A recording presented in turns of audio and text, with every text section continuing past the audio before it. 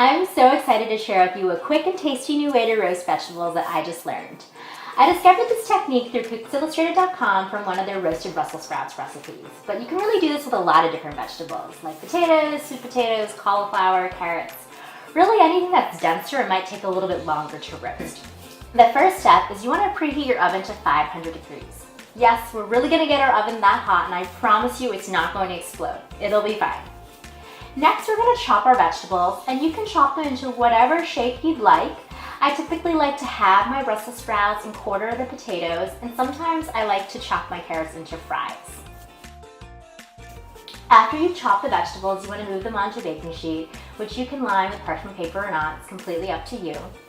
And I typically just sprinkle it with some salt, and then I cover with aluminum foil. It's important here to get a really tight seal with the foil because what we want to do is steam these vegetables first with that high temperature. We want to trap all that air and steam in there so these vegetables really basically get just cooked through.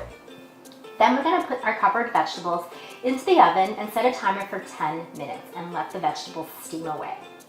After 10 minutes is up, take your vegetables out of the oven, take the foil off, and add a little bit of oil. I usually just use olive oil. And then here is where you can season it however you'd like.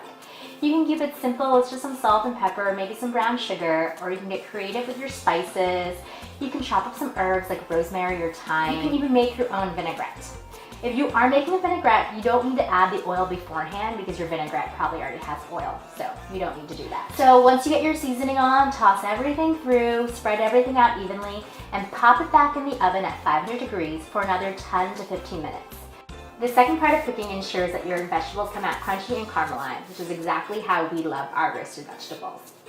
So after the time's up and your vegetables are done, take them out of the oven, and you can add a little bit more seasoning if you'd like here. I always like to add a little bit more salt. Toss everything through, and then you're ready to enjoy. So that's it. I hope you try this technique in your kitchen soon because it's really that quick and easy to roast vegetables on any given night.